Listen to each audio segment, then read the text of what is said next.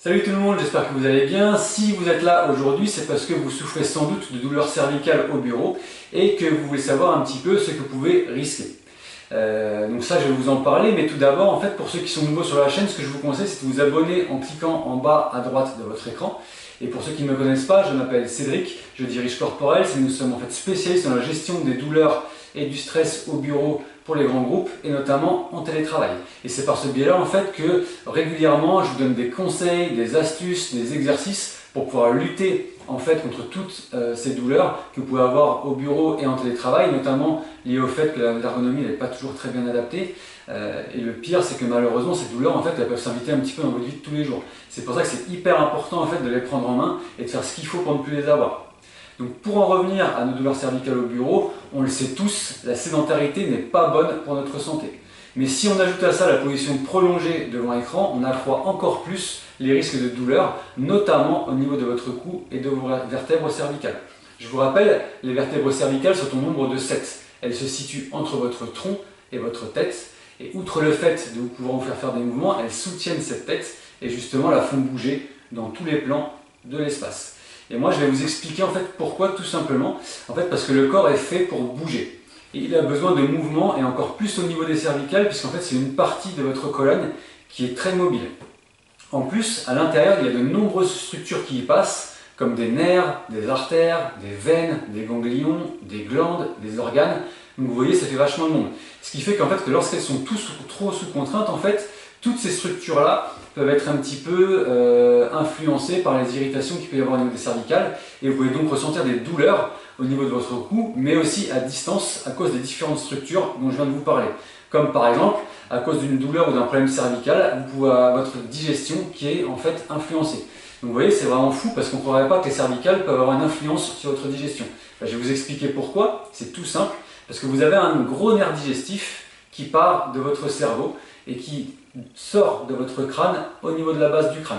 Et ensuite, il chemine le long de vos cervicales, de votre thorax jusqu'à votre estomac. Et une mauvaise position prolongée devant l'ordinateur peut en fait irriter ce nerf qui va à son tour lui irriter votre estomac et modifier votre digestion. Vous voyez, donc c'est quand même assez incroyable tout ce qui peut se passer à distance de votre corps et on voit que tout influence tout en fait. C'est-à-dire que chaque structure peut avoir une influence sur une autre et c'est ça qui est super intéressant. Mais pour rester dans le sujet et sur votre cou, sachez que la position prolongée est quoi qu'il arrive mauvaise. Même si vous prenez toutes les précautions ergonomiques, car à terme vous allez avoir et accumuler de la fatigue visuelle. Et outre les symptômes classiques qu'elle peut vous faire ressentir, comme en fait la sensation de lourdeur des globes oculaires, des rougeurs, des picotements, des éblouissements, cela va aussi vous donner, via votre système nerveux, des douleurs cervicales. Vous pouvez aussi ressentir en fait des douleurs à cause du fait de toujours devoir adapter votre regard par rapport à l'écran. C'est ce qu'on appelle souvent les troubles musculo-squelettiques. En fait, le fait d'adapter votre regard par rapport à l'écran, la douleur que vous connaissez tous, en fait, c'est la douleur que vous pouvez avoir, vous savez, à la base du crâne, à la base du crâne qui vous prend et qui vous comprime et qui ne vous lâche pas de la journée. Mais c'est pas fini, vous pouvez aussi ressentir des tensions ou des douleurs musculaires le long de votre cou et jusqu'aux épaules. Ça, je pense que ça vous parle, le fameux cintre un peu qu'on a dans le dos, avec ces douleurs qui descendent le long de vos épaules, c'est quelque chose vraiment de très très fréquent. Vous pouvez aussi avoir des douleurs qu'on appelle de névralgie cervico-brachiale. Donc ça, je vous en ai déjà parlé dans plusieurs vidéos. Les névralgies cervico-brachiales, pour rappel, en fait, c'est des douleurs qui partent de vos vertèbres cervicales et qui cheminent tout le long de votre bras. Donc pour faire simple, en fait, c'est comme des sciatiques, mais des sciatiques du bras. Vous pouvez aussi avoir la fameuse névralgie d'Arnold. Donc là aussi, c'est une douleur nerveuse qui part de vos cervicales, qui fait le tour de votre crâne en passant vers l'arrière de votre oreille et en remontant pratiquement jusqu'à votre temple.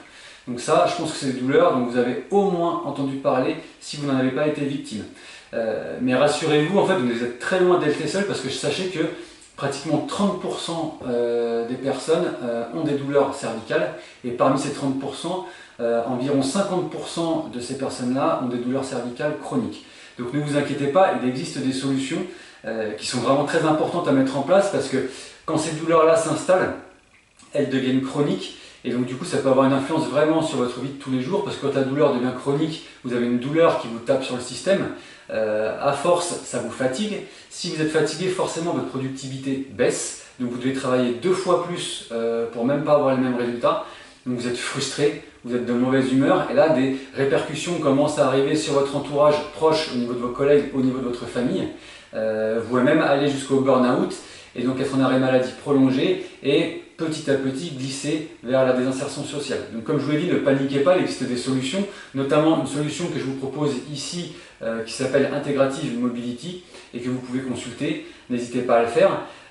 J'ai fait à peu près le tour de ce que je voulais vous dire sur les douleurs cervicales que vous pouvez avoir au bureau. J'espère qu'on a fait un petit tour relativement exhaustif de toutes les douleurs que vous pouvez rencontrer au niveau cervical, que ça vous a aidé. Par rapport à ça, justement, n'hésitez pas à partager la vidéo à d'autres personnes qui pourraient être victimes de ce genre de symptômes. N'hésitez pas non plus à liker et à commenter cette vidéo si vous aussi vous avez été victime de douleurs cervicales et l'expérience que vous avez à ce sujet. Voilà, je vous souhaite une très bonne journée et surtout, prenez soin de vous.